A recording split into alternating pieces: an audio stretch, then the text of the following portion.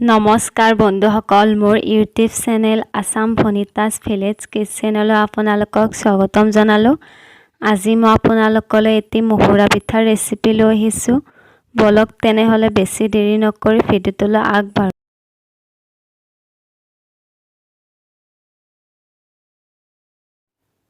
এই পিঠাৰ ৰেচিপিটোৰ বাবে মই চাউলৰ গুড়ি ব্যৱহাৰ কৰিছোঁ। চাউলৰ গুড়িখিনি মই ৰ'দত শুকুৱাই লৈছিলোঁ। ইয়াত পিঠা অনুযায়ী চাউলৰ গুড়ি ব্যৱহাৰ কৰিছোঁ। আপোনালোকে নিজৰ পিঠা অনুযায়ী চাউলৰ গুড়ি কম বেছি কৰি ল'ব পাৰে। এয়া বেকিং পাউডাৰ, এয়া নিমখ আৰু এই নাৰিকল আৰু গুড় মিঠাইখিনি মই ভালদৰে মিক্স কৰি তৈয়াৰ কৰি লৈছোঁ এনেদৰে। এই চাউলৰ গুড়িখিনিত মই বেকিং পাউডাৰ লৈছোঁ আধা চামুচ, যাতে পিঠাকেইটা খাবলৈ ঢিলা হয়, আৰু আধা চামুচ নিমখ লৈছোঁ।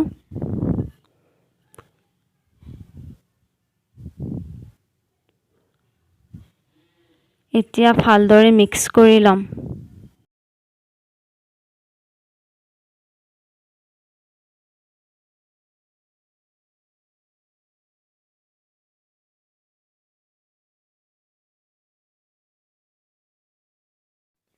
এইখিনি মিক্স কৰা হৈ গ'ল। এতিয়া ইয়াত মই অলপ অলপকৈ পানী দি ভালদৰে সানি ল'ম। ইয়াত একেবাৰেও পানী দিব নালাগে, পনীয়াও হৈ যাব পাৰে। সেইবাবে মই ইয়াত অলপ অলপকৈ পানী দি এনেদৰে সানি ল'ম।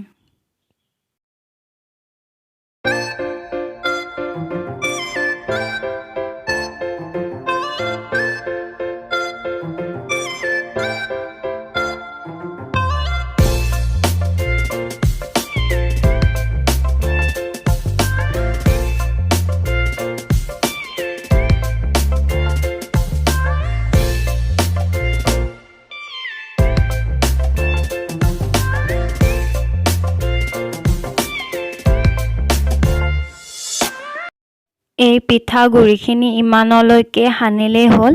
ইয়াতকৈ বেছি আৰু সানিব নালাগে, দেখুওৱা ধৰণে সানিলেই হ'ল।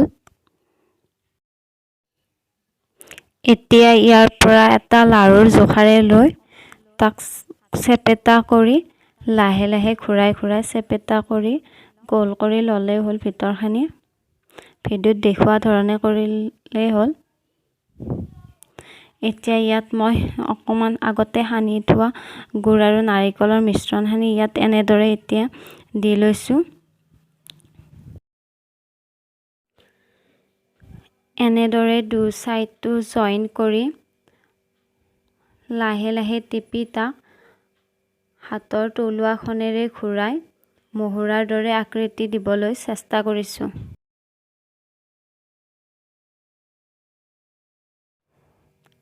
এয়া মোৰ প্ৰথমটো পিঠা ৰেডি হৈ গ'ল।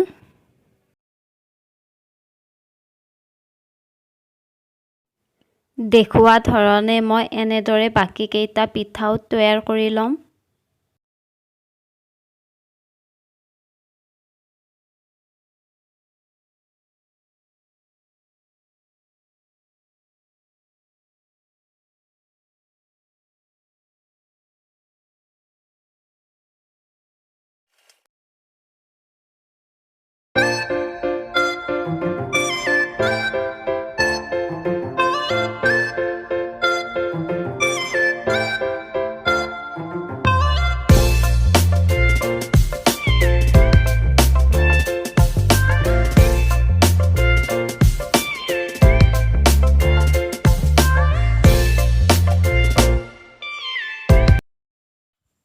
তৈয়াৰ কৰি লোৱা পিঠাকেইটা মই এতিয়া এটা প্ৰেছাৰ কুকাৰত 3 গিলাচমান পানী দি পিঠাকেইটা এটা এটাকৈ এনেদৰে দিছোঁ। পিঠাকেইটা একেবাৰে নাই দিয়া, নহ'লে পিঠাকেইটা একেবাৰে দিলে ভাঙি যাব পাৰে। সেয়ে মই পিঠাকেইটা এটা এটাকৈ এনেদৰে 15 মিনিটমান উতলিবলৈ দিম।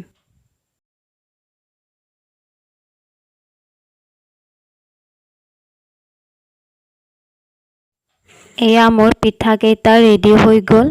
সঁচাই পিঠাকেইটা খাবলৈ বহুত ভালে হৈছিলে।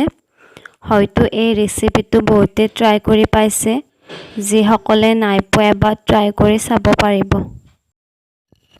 যদি ৰেচিপিটো ভাল লাগে please like comment and subscribe কৰিবলৈ নাপাহৰিব থেংক ইউ